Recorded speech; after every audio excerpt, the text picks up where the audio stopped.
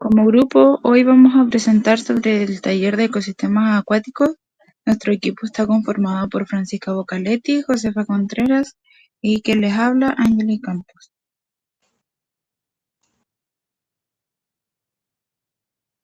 Bueno, lo que refiere a los proyectos que nuestro grupo seleccionó, tenemos a las mini centrales hidroeléctricas de Pasada Aillín y Las Juntas y la central hidroeléctrica Frontera.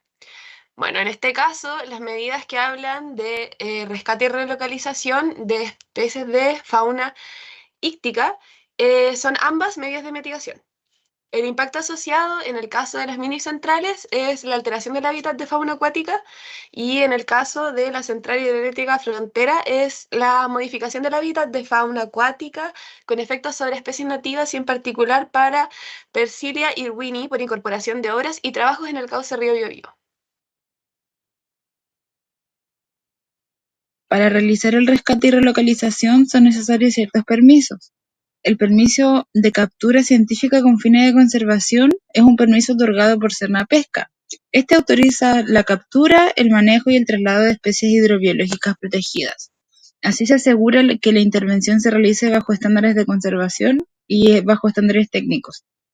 También la actividad debe estar incluida en la declaración de impacto ambiental o en el estudio de impacto ambiental del proyecto para que su ejecución sea evaluada y aprobada mediante la resolución de cualificación ambiental.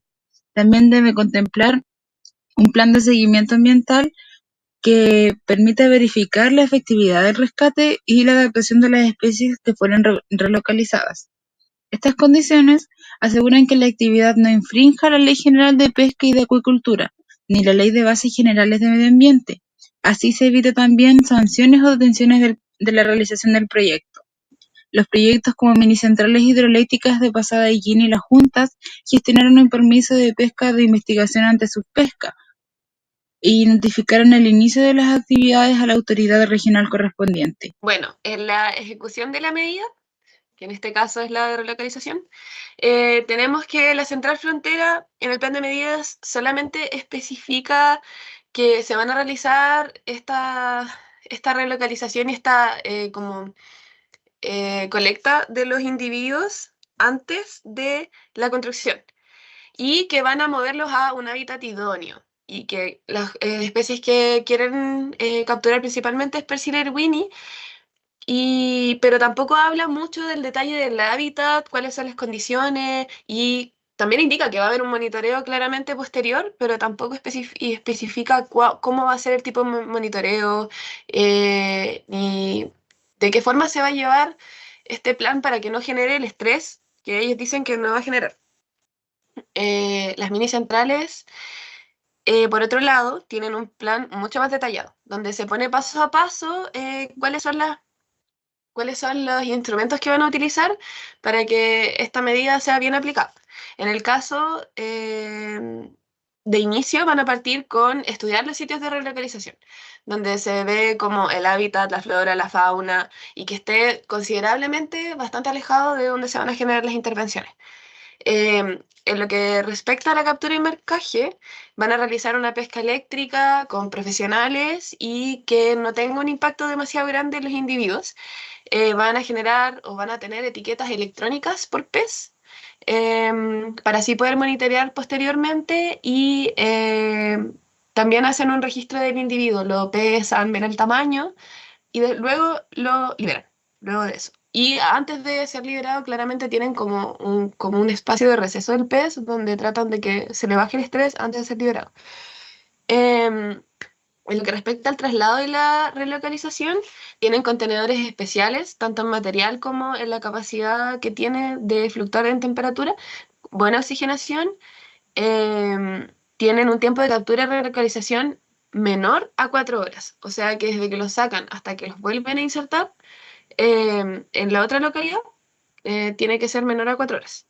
Y los plazos y campañas se van a generar en los periodos donde el río esté más seco, un día antes, durante y un día después del inicio de las actividades que vayan a modificar el cambio del caudal.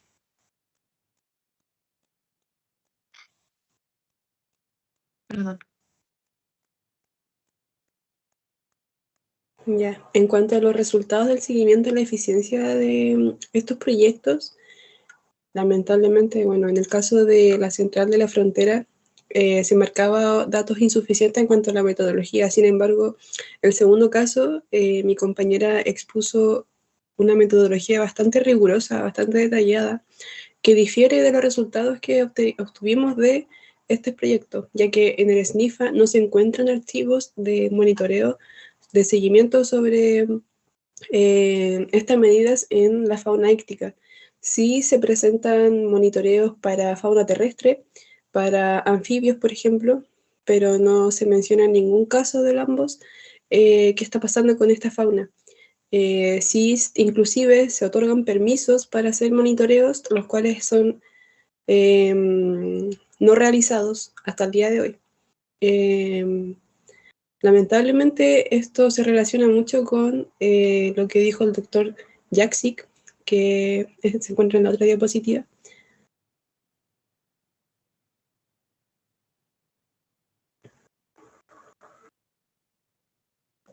Ya, gracias. En lo cual nosotros encontramos que hay una implicancia ética para la conservación, que es lo que a nosotros nos respecta, ya que desde la perspectiva de nuestro grupo, la falta de este monitoreo va mucho más allá de un incumplimiento técnico o metodológico. Tiene profundos efectos en lo que es la conservación de estas especies, considerando de que muchas, por ejemplo, están en algún estado de conservación.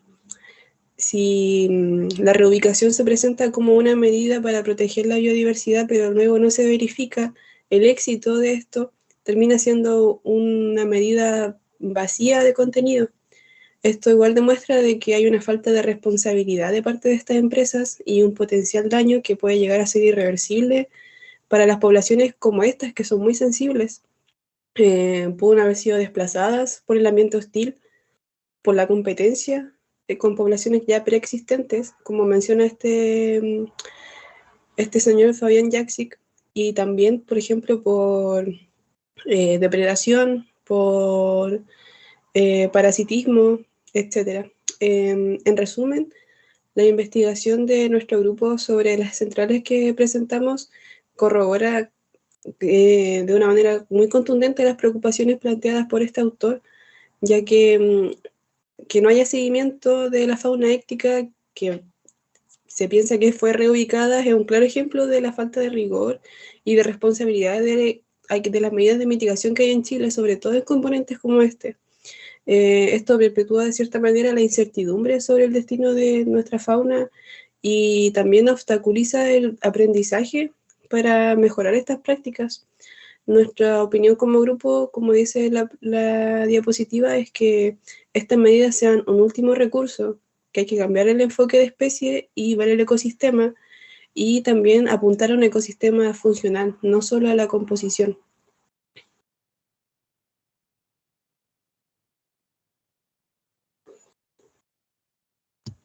Bueno, ahora como medidas alternativas que planteamos como grupo, es súper importante que nosotros consideramos igual todo lo que hemos aprendido durante estos años de carrera, donde se sabe que el caudal ecológico es como el caudal mínimo que tiene que tener un ecosistema acuático para poder funcionar, sobre todo los ríos, o sea, de hecho, en los ríos.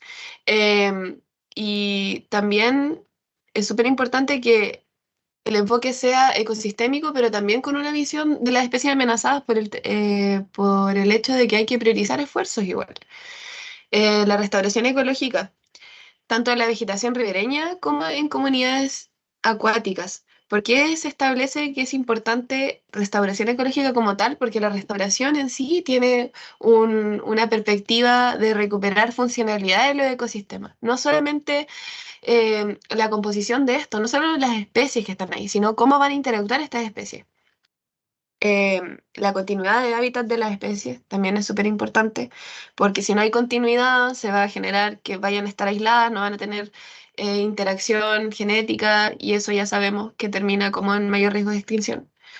Y la conservación de individuos en más hábitats similares, eh, porque mucho se habla de la relocalización, pero tampoco se le da un enfoque tan importante a las condiciones que va a tener el hábitat y sobre todo a que se ve que no tenga intervención del proyecto, pero tampoco se analizan otro tipo de amenazas, como las competencias que puede existir en ese hábitat. Entonces, también es importante que esa perspectiva esté presente al momento de hacer esta selección.